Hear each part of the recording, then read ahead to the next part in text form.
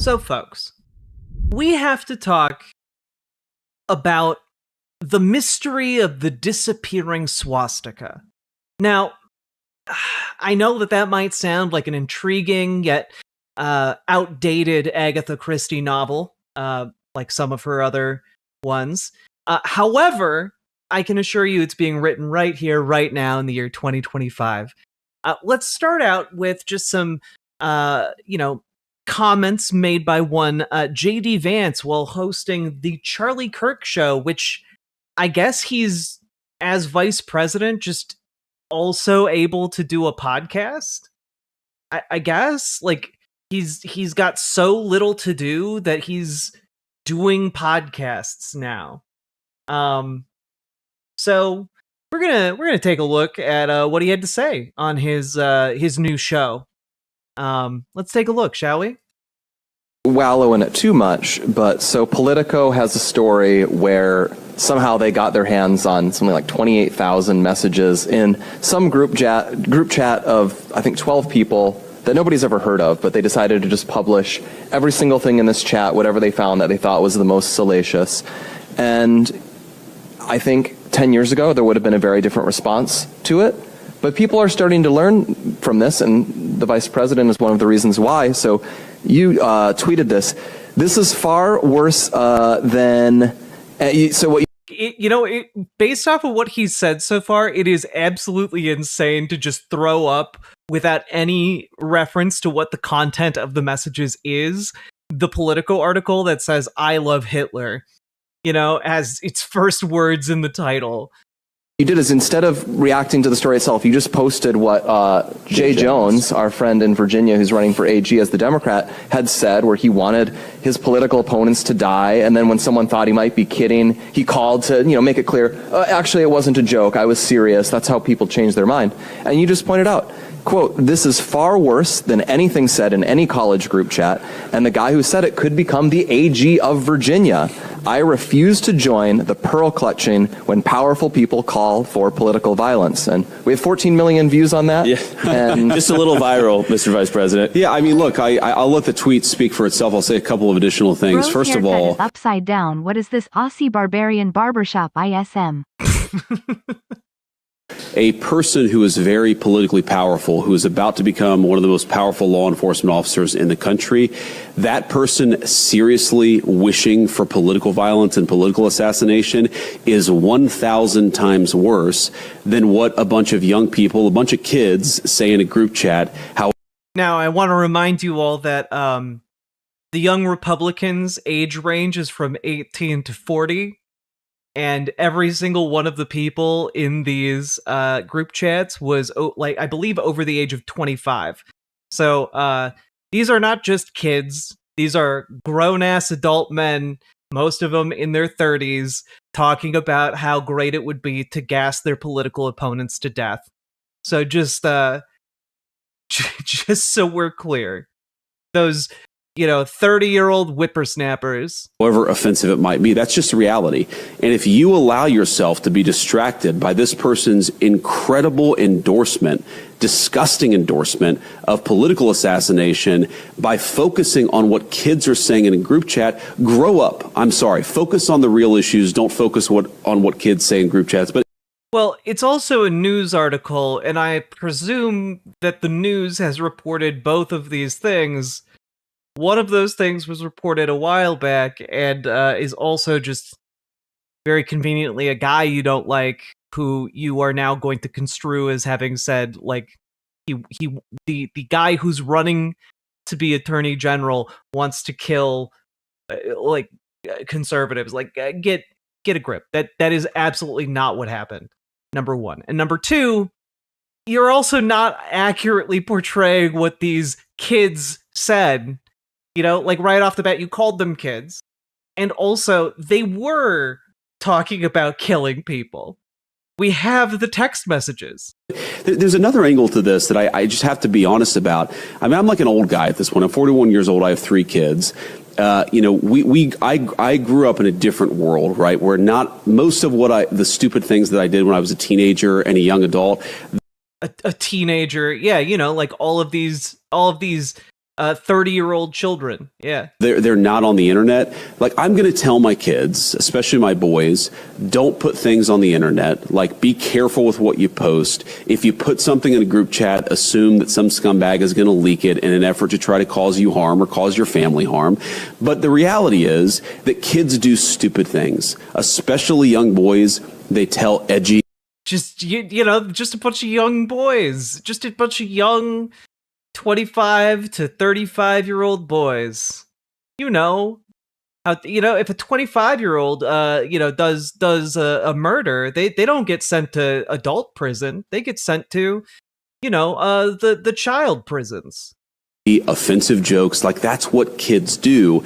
And I really don't want us to grow up in a country where a kid telling a stupid joke, telling a very offensive stupid joke, is cause to ruin their lives. And at some point, we're all going to have to say, enough of this BS. We're not going to allow the worst moment in a 21-year-old's group chat. I'm not surprised JD Vance doesn't know what age an adult is. It's fitting given the company he keeps, isn't it? Oh, God. I love how when it was stuff about Kirk it was, oh, phone their jobs, get them fired, but for this it's just they're just kids, don't worry about it. Oh yeah, 100%. And not to mention the fact that these aren't just kids, these aren't just like randos in a group chat saying this. These are people specifically groomed to be the next generation of Republican leadership. These are, the young Republicans is the track you go into if you want to become an elected Republican someday. It's why they worked on like Republican campaigns. It's why they were staffers to Republicans in elected office. Like, my God, this man is embarrassing in every conceivable way. But of course, boys will be boys. And so it should come as no, surprise that, of course, other Republican staffers have now been caught in a variety of different situations that necessitate talking about it. And it's very convenient that these Nazi chatters that JD Vance has spotted in Politico are all just boys, just boys saying Nazi boy I love how things. he's basically admitting that he's gonna tell his kids you can tell jokes about Ling people, just don't do it where it can be leaked. No, I mean, that's basically it, right? Like, he's basically saying, look, I think it's fine. It's not fine to joke about gassing your political opponents. Just don't do it on the internet. Do it in private, like a civilized person, And they're just normal men. Indeed. Let me introduce you to one such normal man. This man's name is Angelo Joseph Elia, who works for Representative Dave Taylor, a Republican of Ohio. And, he's just a normal man. He's just a fresh-faced boy. He's just a fresh-faced boy, okay? Whose office has some interesting decorations. Let's see here.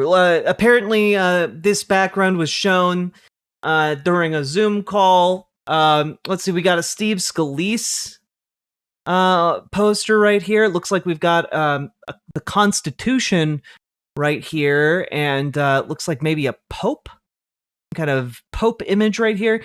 We've got soon-to-be Ohio, Upper Ohio, Lower Ohio, map of North America there. That's interesting. And then and also kind of looks like Lower Ohio doesn't include California. I get anyway, some secessionist, like not secessionist, some just like absolutely insane gibberish meme posting. And then we've got Ohio as the only country on the planet. Oh, and of course we have an American flag with a swastika on it. Yeah, it has the chat. Now I have to ask you, you might be thinking, I just saw an American flag with a swastika on it. What the fuck? Now, you might be thinking that, however, have you considered the Laurel and Yanny of it all? Maybe you're all just jumping to some crazy leftist conclusions. Have you considered that? Have you considered that sometimes the human eye can trick you into seeing something that isn't there? What is the Ohio fixation? Oh, he works for state level representative in Ohio. Well, let's just take a look here, because you might have all thought, wait a minute, Jack, that is definitely an American flag with the swastika on it. It's definitely that. Like, how? What do you mean? How could my eyes possibly be lying to me about this? Well, let me introduce you all to a man named Chad Peargraham, and he is the senior congressional correspondent for Fox News. Okay? You guys haven't considered a real news hound being put on the case, have you? You all jumped to some conclusions, not ready to really understand the truth behind it all. Now, Chad has a few ideas from Representative Dave Taylor, Republican of Ohio, on flag with swastika on it in his office. Quote, new details have emerged from a coordinated investigation into the vile symbol that appeared in my office. Numerous Republican offices have confirmed that they were targeted by an unidentified group or individual who distributed American flags bearing a similar symbol, which were initially indistinguishable from an ordinary American flag to the naked eye. My office was among those that were subjected to this ruse. After a full-scale internal investigation, I am confident that no employee of this office would knowingly display such a despicable image, and the flag in question was taken down immediately upon the discovery of the obscured symbol it bore. As I've said previously, I unequivocally condemn hate in any form and continue to collaborate with Capitol Police and the Committee on House Administration to uncover additional details in this investigation. So, you fools! You've been bamboozled by your eyes. You see, it used to be but a humble, normal American flag, but then some outside agitators brought in just a pile of flags for free and said, please, everybody, take one. And we all took them. And it turns out that they did the old disappearing flag trick. As old as time, the classical move where you give your opponent flags that will make them look very silly. Okay? Of course, Antifa super soldiers with their incredible color-shifting inks. That's what happened. They all loaded up with Michael's office supplies and crafting supplies. And they did a violence upon those poor Ohio Republicans. Now, of course, Chad is on the case. He's not just going to sit down with one simple statement from one state-level representative. No. He's got to continue to be on this case. Swastika flag in office of Representative Dave Taylor, Republican of Ohio, may be an optical illusion and easy to miss.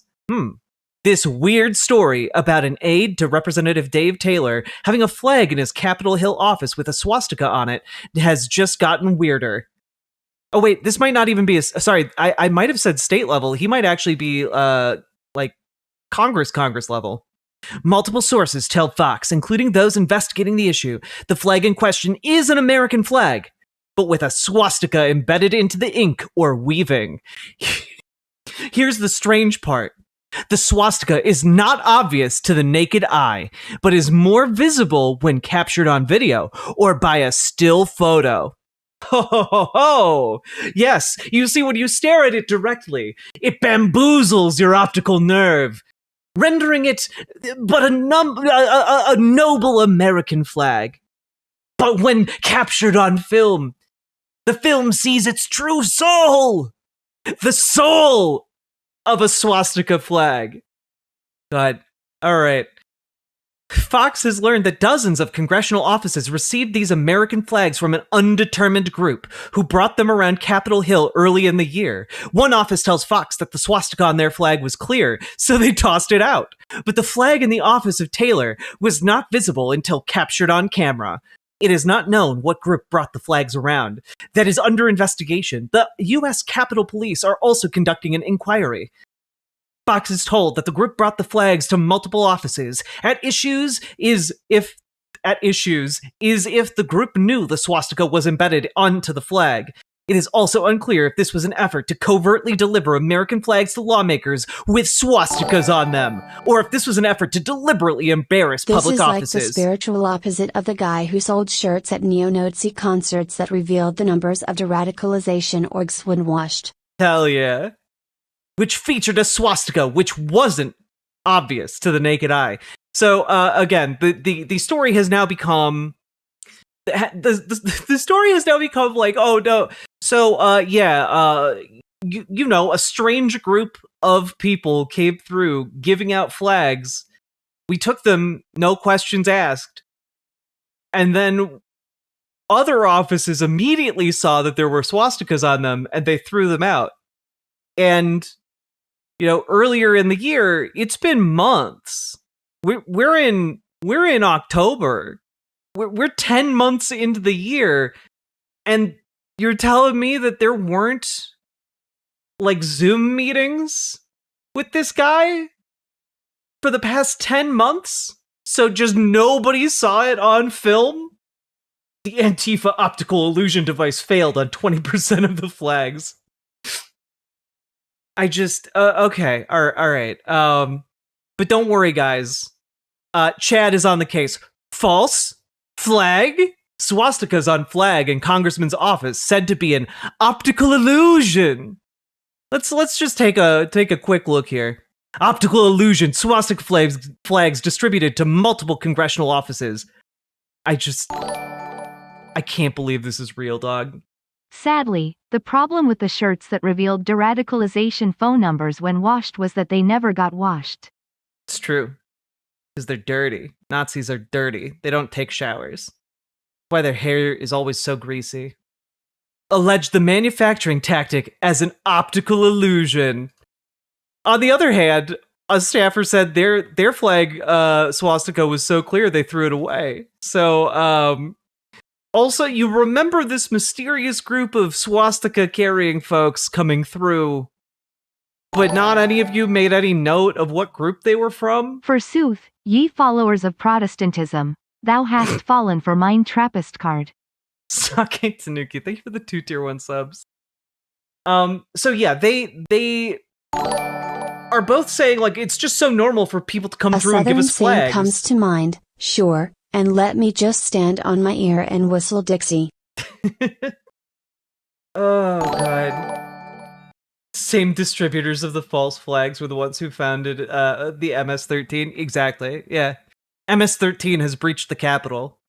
But let's also just keep in mind here, we're being asked to believe that this other congressional office got given this flag that had a swastika on it and didn't bother to ask, hey, who are those guys?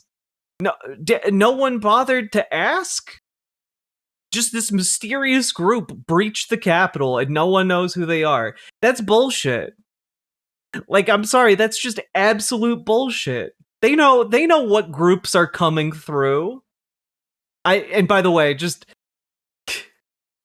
Taylor, who represents Ohio's 2nd District, is in the U.S. House of Representatives, is a member of the House Committee on Transportation and Infrastructure and House Agriculture Committee. The husband and father of 3 also serves as the co-chair of the bipartisan Congressional Rural Broadband Caucus.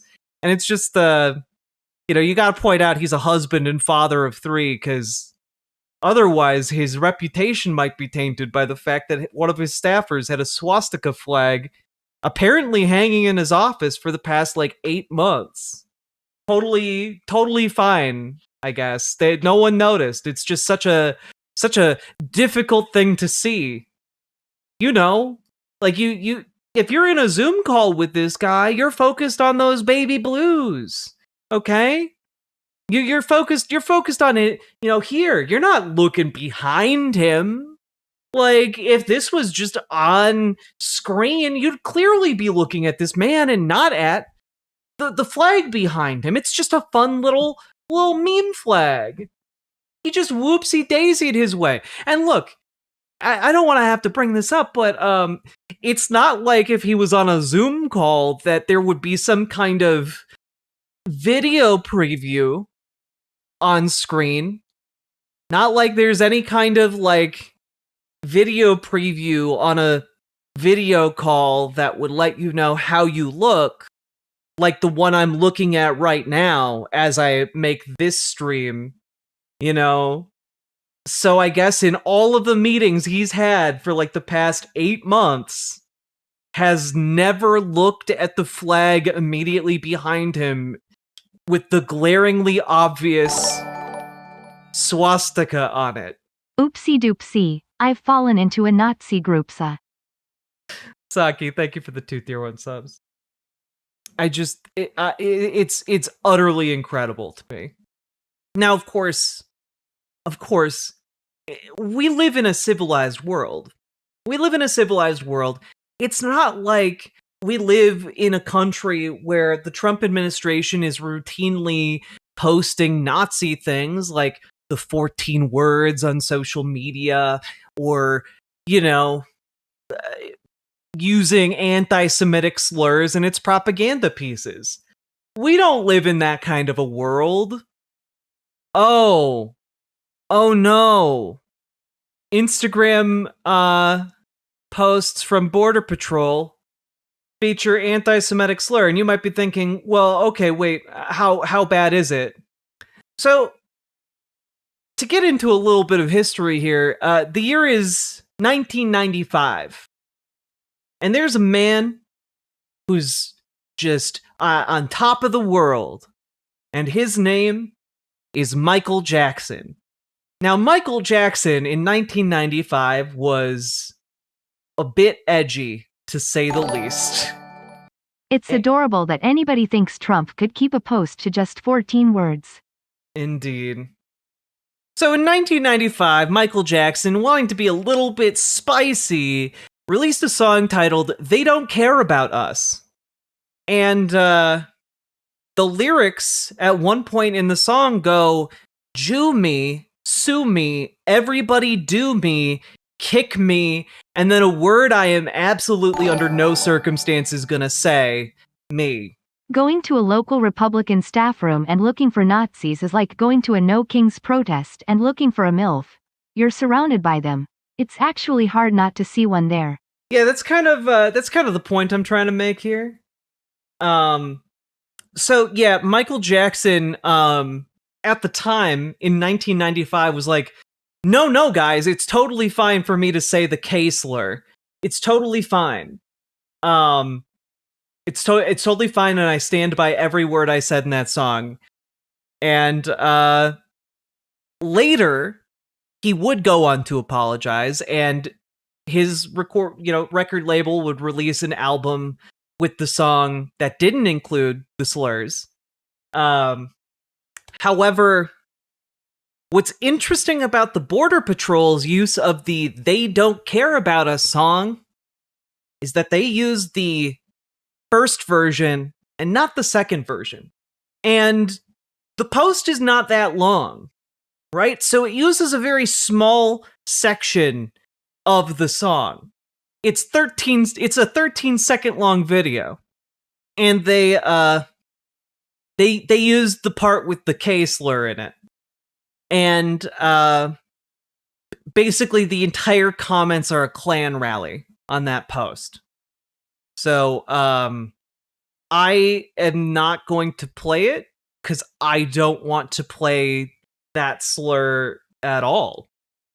But when contacted, a Border Patrol spokesperson said, "We deleted the post and will update with different music. End of story. Now focus on the violent, criminal, illegal aliens." Except that it's weird that they had to remove it after a media outlet asked them why they used that. Because you might be thinking, okay, well, maybe not a lot of people saw it. 3.4 million people saw that post. And all of the comments were about how awesome it was for Border Patrol to be using the K slur. Based song choice, some wrote. If you know, you know, another one wrote. Border Patrol was in the comments, thanking people who liked the post. This was not an accident at all. So, yeah. And if you're like, well, at least they only posted it on Instagram. They actually also posted it on X.com, formerly known as Twitter. A relatively common YouTube short format is that part of that song with the slur and a biker on a Harley wearing a mask trying to look tough. They probably saw that lameness and thought, cool. It is very much that, Samantha's Trains.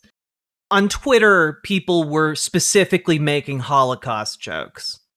Like, this deserves 6 million likes and shares. So, I don't know, when you start going, well, you see the Nazi flag in his office that's been there for, 8 months, it's just an optical illusion, and yet it's anti-Semitism is so normalized in our government halls around Republicans that, like, Republican staffers can do their jobs for over half a year without anyone saying anything about a swastika in their office. I don't know, it's pretty damning, I would say. Pretty indicative of this is not just being like a boys being boys situation like JD Vance wants people to think. Pretty indicative that this is in fact a rampant, genuine belief that they have. The bad thing is there are maggots that will believe their story about the flag. Well, yeah, of course. Of course. These are people who seal clap when their president posts a video of himself shitting on their countrymen. Yeah, these people are going to uncritically swallow whatever kind of bullshit propaganda this administration puts out. But the material conditions are shaking them loose out of necessity.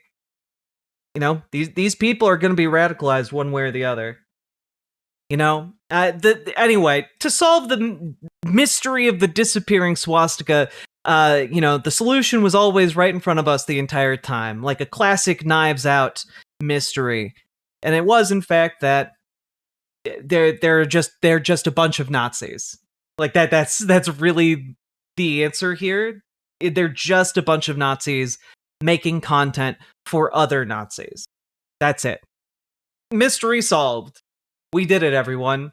If you enjoyed this retelling of a classic Agatha Christie tale in modern-day politics form, remember to like, comment, and subscribe. Do the things that help the channel, and let's keep going. Riverboat Jack is coming to town. All the viewers gather round. Twitch and YouTube and swishy streams. All that content is bursting the seams. Politics, gaming, and plenty more. Your sense of fashion you'll adore. So grab your stuff and hop aboard. We're going straight to Jack's Discord.